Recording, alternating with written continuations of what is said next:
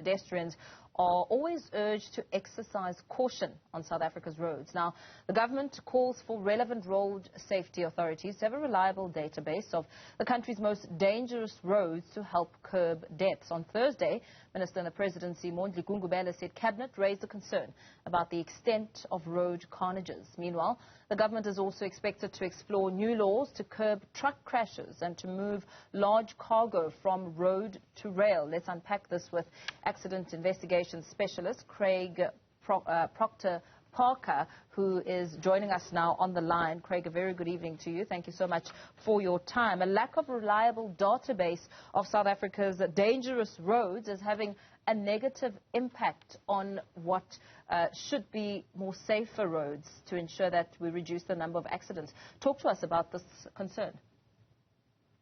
Yeah, good evening to you.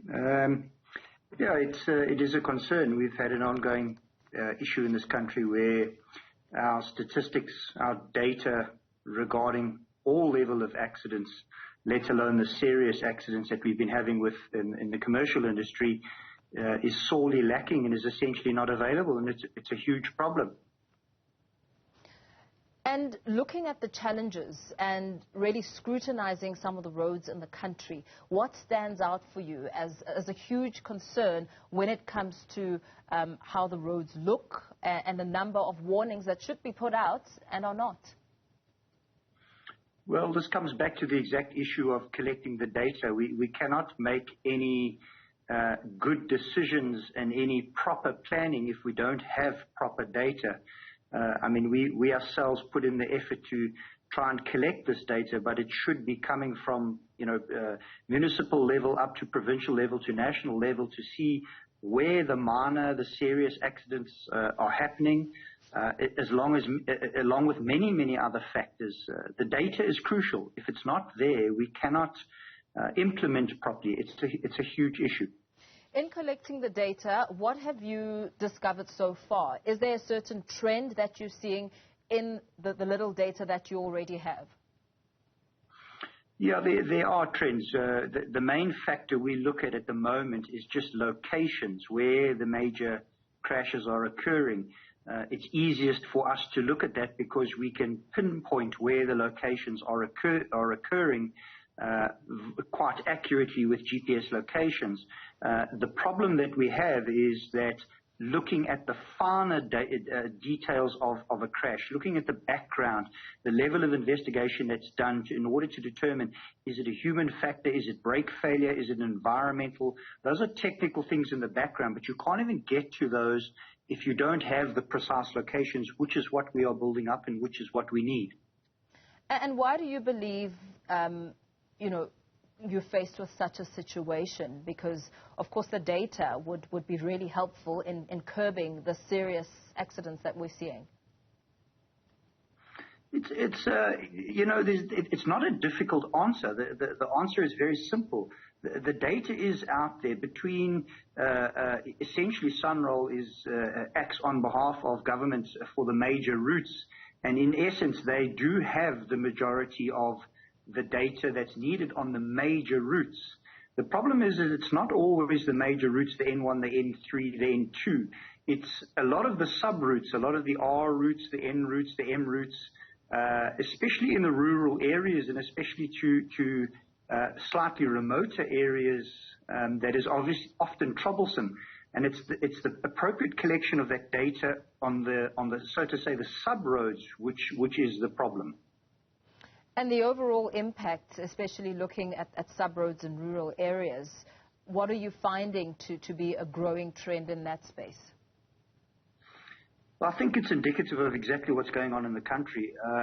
The problem is the ongoing maintenance of roads. I mean, if we just look at, for example, the state of the roads in some of the provinces, in particular Free State, and some of the rural roads in KZN and other provinces as well. It's a major problem trying to keep these roads in good operational condition. But again, this doesn't only come back to an issue of budget. This comes back to an issue of tracking what's going on from the data. And then what budget there is can be used to target those particular areas. Government says it's going to be exploring new rules to curb truck crashes. How effective do you think these new rules will be without the sufficient databases? It's very difficult to say because it's one thing for government to say they're going to implement new rules. What are these rules? That's the issue. I think all the research internationally, and if people don't like the fact that we refer to international research, even if we look at the research that's done locally, and there is a lot of research that's done locally, all points to the human factor.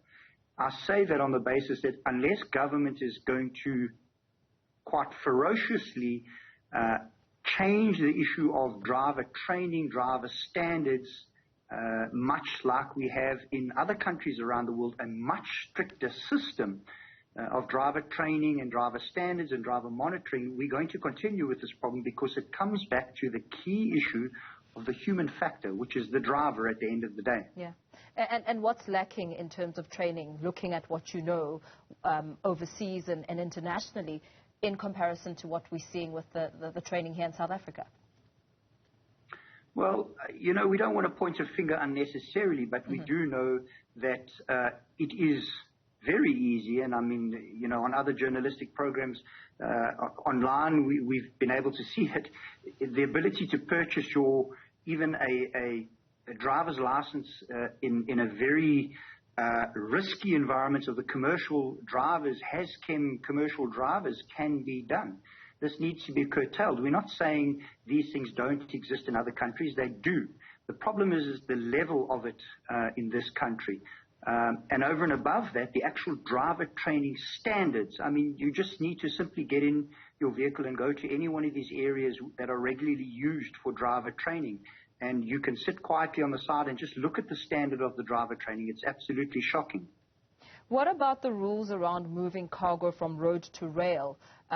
Government was also speaking about how they want to change laws in that space. What do you think will be effective, or perhaps something that should be looked at in more depth to, in the long term, prevent and curb the number of accidents we're seeing?